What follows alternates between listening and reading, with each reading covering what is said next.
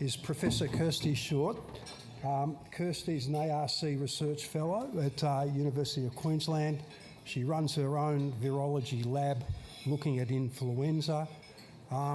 Kirsty has a new addition to her family, and it's very good of her to have come down and present face to face. And we're very grateful for it, Kirsty. I think you're probably a super mum. So Kirsty's going to give us an update on the Options Conference. Thank you. Thank you very much, and my son will be constantly reminded that I dragged him to a conference at 8 weeks old.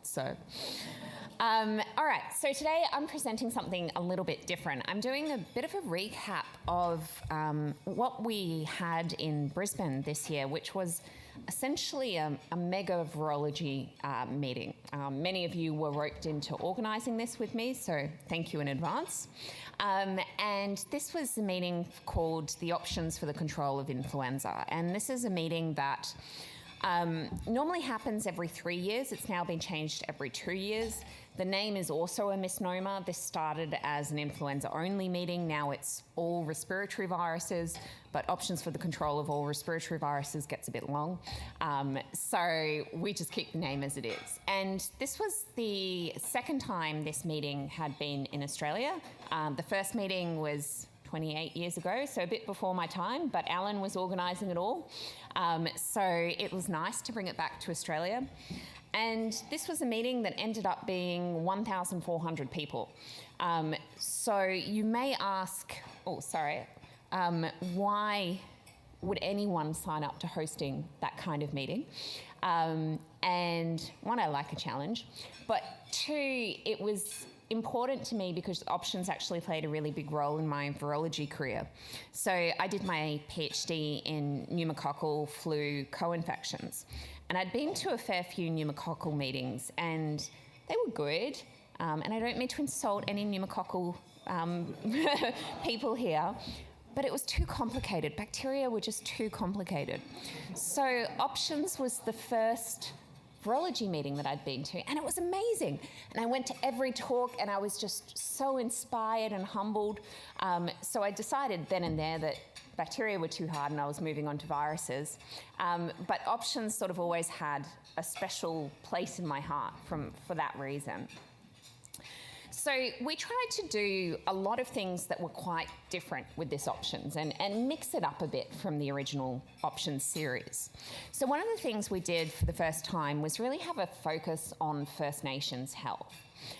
We thought this was particularly important given that the meeting was in Australia, and it's something that, again, I think is just really important when we're considering respiratory virus health in this day and age.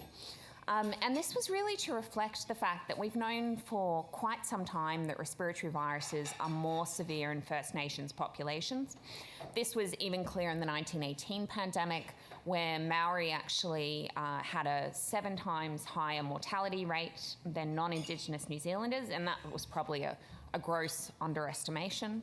We also know in seasonal influenza outbreaks that First Nations populations in Canada, Australia, New Zealand have sort of 5 times the mortality of non-First Nations populations. So it's a really serious thing to consider. So one of the talks that we had was from Catherine Kajitsky's group in Melbourne. And this was a really brilliant talk looking at COVID-19 immunity after vaccination in Australian First Nations populations. And really the key message of this talk was that actually vaccination induced a very robust immune response. The problem that we had in First Nations populations was that the high rate of comorbidities was actually impairing the immune response. And this was a very important discussion because I think it then highlights to us that sometimes when we're talking about controlling infectious disease, we have to consider controlling non-communicable diseases as well as a sort of first measure. Catherine's talk also had a really interesting or important message about engaging the community with their research, and one of the really key examples of this is they actually provided all study participants, they actually provided them with individual antibody reports saying this is where your antibodies levels are, this is how you sit in the community, and really explaining what the data meant. And engaging that local community in the research was really a key take-home message. And in fact, this image was an image by a local Indigenous artist that was done representing the study in and of itself. So to follow this, we wanted really a panel discussion on respiratory virus health in First Nations populations. And so we invited a large number of First Nation researchers to discuss this, and this was led by Bronwyn Fredericks, who is a proud Indigenous woman working at the University of Queensland. And we heard some really, really important messages, including the importance of pandemic policy respecting local cultural practices. So we heard about how the COVID-19 policies meant that Maori could not do traditional Maori ceremonies, which were deemed a COVID risk, that for Indigenous Australians, a lot could not die on country, which was very important. We heard about the importance of distributing health information in different languages, and again, acknowledging that in Australia there's over 250 Indigenous languages. And then, of course, involving Indigenous people in all areas of research. And then following on from this at the conference, we had some very interesting discussions about mortality rates in the Sami population of Scandinavia in 1918, and actually noticing that this group of individuals still had a very high mortality, even if you controlled for crowding, socioeconomic status, all these other potential confounders, and that may be related to the isolation of the population and the pre-existing immunity or lack thereof to flu. And then we also heard about Indigenous populations in South America, so the Wiwas in Colombia, which is a very interesting population of about 70,000 individuals who have no written language. And this group of individuals have a very high infant mortality rate from respiratory virus infections. And yet they have a very, very low rate of comorbidities. And so I think the really important message here also is that we can't assume that one First Nations population is going to be the same as the other, and that we really need to understand the factors in each individual population in order to improve health.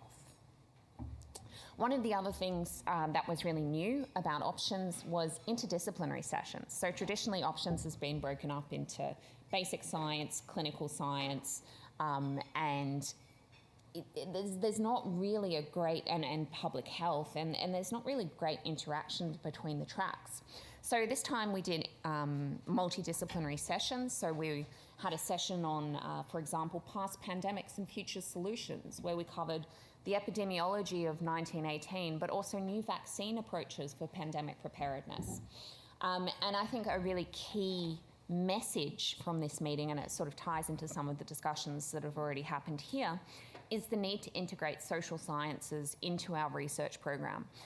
Because at the end of the day, when we talk about vaccines, I'm a lab scientist, so we could make a fantastic 100% perfect vaccine in the lab. But if there is not the willingness in society to take up that vaccine and get that vaccine into arms, it's kind of all for nothing. One of the other really important things that we focused on at this meeting that I think should really be a focus point of all meetings is really early career researcher career development opportunities. And it's actually, without being doom and gloom, it is actually a pretty bleak situation for our next generation of scientists, yet alone the poor next generation in the US, where, the reality is there's a lot of job insecurity. There's low wages, there's a lack of jobs, there's poor work-life balance. So what we wanted to do was actually set up a panel discussion of careers in science outside of academia, where we had people from scientific publishing, we had people from science communication, we had people from industry. And I like this picture because this is actually a line of all the early career researchers waiting to ask a question of the panel. And the panel actually went horribly over time. And then the poor panelists were bombarded with questions afterwards as well, which is always a good sign. Then this was very important, and this is a lesson for anyone who's ever organising a conference in Australia. Australian animals work. So we had Australian animals being brought into the conference centre, different animals on different days. I have never seen such a rave review in all the feedback from the conference was focused on these animals. Loved the koala, loved the sugar glider. Could have taken or left the crocodile, but you know. So if anyone ever wants a Australian conference where you're attracting international delegates, get Australian animals. Maybe not the crocodile. One of the other key findings of this conference was really talking about avian influenza, and this has been touched on already here tonight, but really looking at Latin America and the South American experience of avian influenza, because I think this is really pertinent to us in Australia, where you have a continent that was previously avian influenza free, that is now dealing with it. And really we heard about really the horrific number of birds and mammals that have been affected by this virus, the lack of proper surveillance and testing, and really a sort of resonating message of the meeting was about the need for public education, and that it wasn't as simple as saying, oh, well, we should just close all live bird markets, because the reality is that that's a big part of people's culture. And if you just close live bird markets, then there's going to be black markets that open up. So it was about having a more nuanced approach to that. And I think one of the good comments from the meeting was one health, one wallet. So we need to probably be more equitable in our funding and not just say that 90% of funding, sorry to all the clinicians, goes to human health.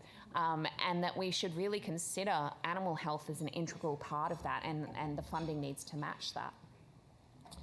We also talked a lot about human infections with H5N1, and this was actually the situation at the time of the conference. There had just been a positive case from Missouri where they didn't really know where the individual had been infected, and they had about 20 human cases from cattle. We saw from Ian's talk that this is now in the 60s. And really the big discussion here was actually one of the questions Ian was asked about: why are we seeing a large number of relatively mild or even asymptomatic cases in people who have contracted this virus from dairy workers?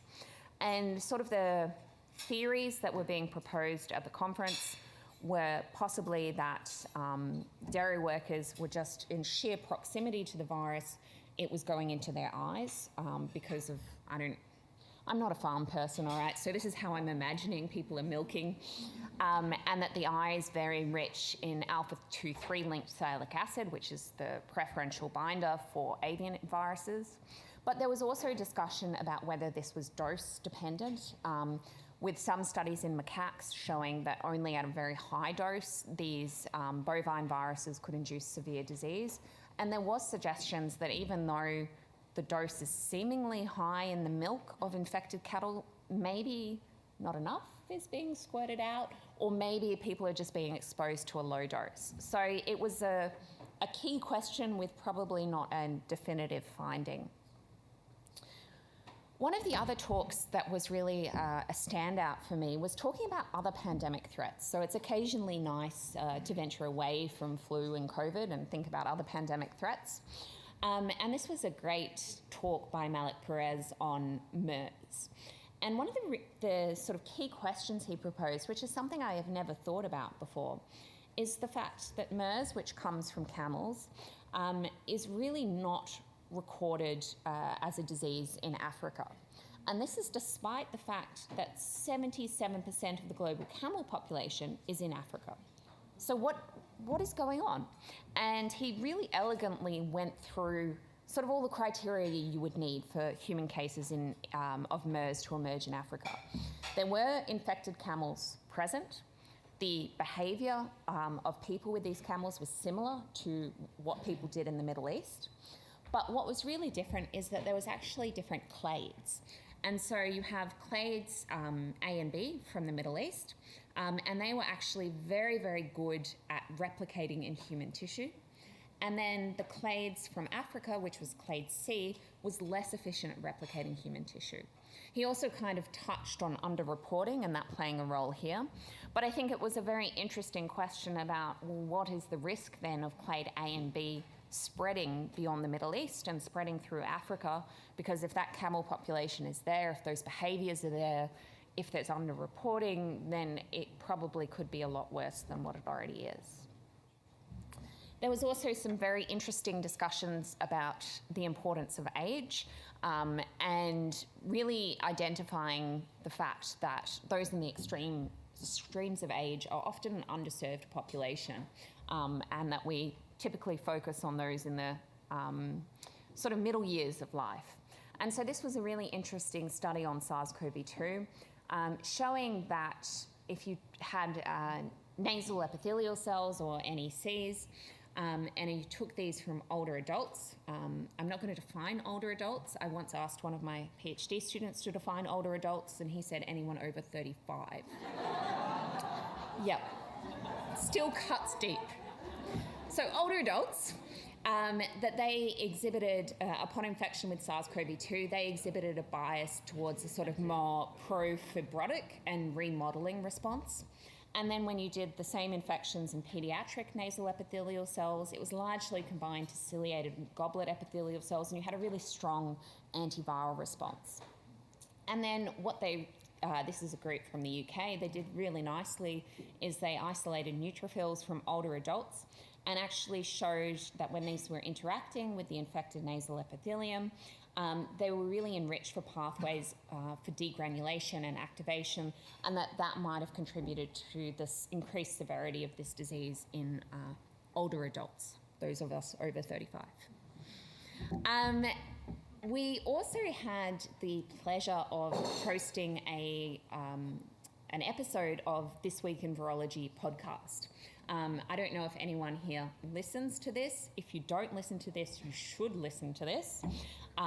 You just need like a good 2-hour chunk to dedicate time for virology listening, but it's a fantastic podcast. And as part of this podcast, we had discussions with researchers about HLA haplotype in viral immunity. And we actually heard from Steph Gra, who's based at La Trobe, really about this strong association that they found with a certain HLA haplotype and asymptomatic SARS-CoV-2 infection. And what they found was really, really elegant, that individuals with this specific haplotype tended to have a higher rate of asymptomatic SARS-CoV-2 infection. And that was because that haplotype allowed them to have cross-protective T-cell immunity from seasonal coronaviruses. So really elegant story here, going from the epidemiology all the way down to basically the protein biochemistry. There was also a lot of discussion about NA immunity, and I think this is even more interesting when we consider these discussions we've already had here tonight about H5N1. And this is really asking the question, well, we're going to have pre-existing immunity to N1 from our seasonal vaccines. How important is that? And is that a strategy here? And so this was really based on the fact, this was all the work of Florian Kramer, that the NA protein in influenza is less affected by antigenic drift than the HA, so it makes it a very attractive vaccine target. And we saw lots of data about how neuraminidase vaccination could actually induce very, very good protection in animal models. And basically these NA vaccines are going into GMP production, and the clinical trials are expected in 2025. So we'll hold Florian to that, and I look forward to seeing the update. There was, of course, lots of discussions about new vaccine approaches, and in particular, a combination mRNA vaccine of influenza and COVID from Moderna. Certainly, I think there's a lot of public appetite for less vaccinations in terms of numbers, so if you can do a combo, great. It looked very promising, but certainly it still did have the issues associated with a lot of mRNA vaccines in terms of that reactogenicity. So that may make it slightly less appealing for people when comparing it to just the seasonal flu vaccine. There was great discussion from sponsors, including Sanofi, and really talking about RCTs and how these need to evolve to be less bureaucratic and less expensive, such that you can have more, not only more, but more in geographically diverse regions.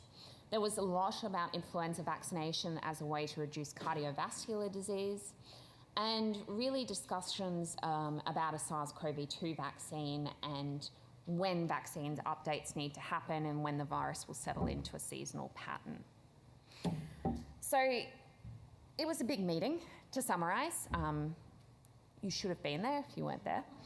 But I think really to reiterate the ethos of the meeting really came down to the talk of Jeremy Farrar, who was one of the key plenary speakers.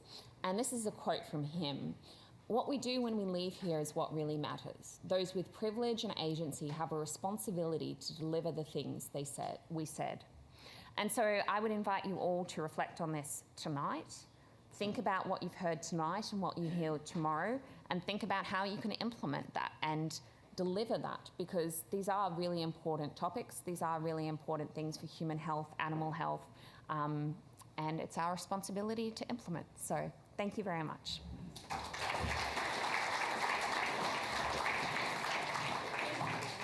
Kirsty, thank you.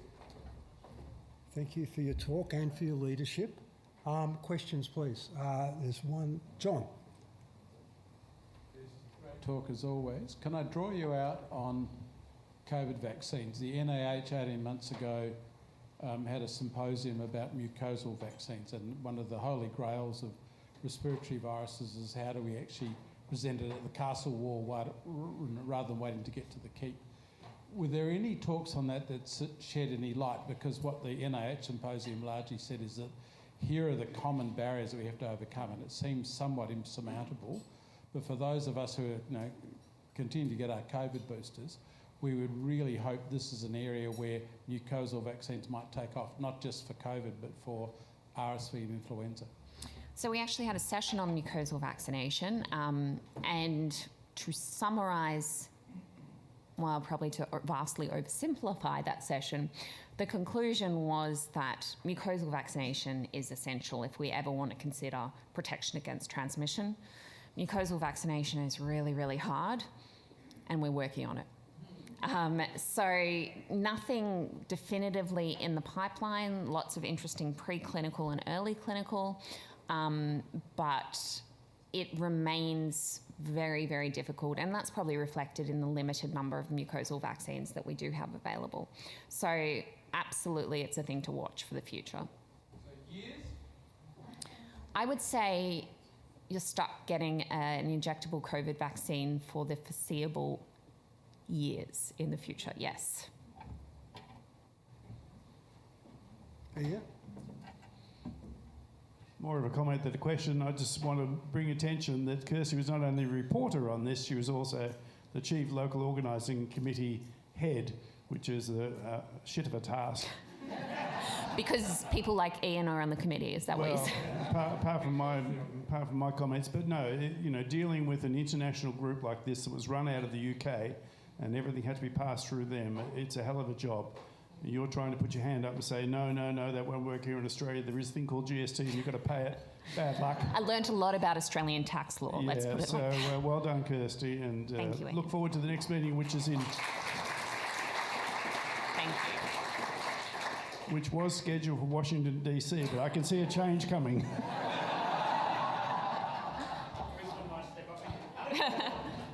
Rod. Can I echo, well done. I think it was a fantastic meeting and great to see Australia centred. I was amazed how many people wanted to look at the koalas, but that's so be it. I mean, I also fell for the koalas, so it's, yeah. So I took the message exactly the same, is it's like we can talk, these meetings are fantastic, but a talk fest has to be an action fest. I think that's a huge challenge. I certainly agree. That was a message that I sort of took back and say, we've actually got to make a difference, and with all the scepticism, hesitancy and all the political opposition, I think that's almost a bigger challenge than the quality of the vaccines. But, yeah, well done. Absolutely, and I think this has just become so much more pertinent in light of everything that's happening politically. It's just tough to figure out how we do that. Alan. And can I just add to Ian's comments that not only did Kirsty take on a very major undertaking, she was heavily pregnant at the time. I don't recommend it. I don't recommend it. Thank you very much.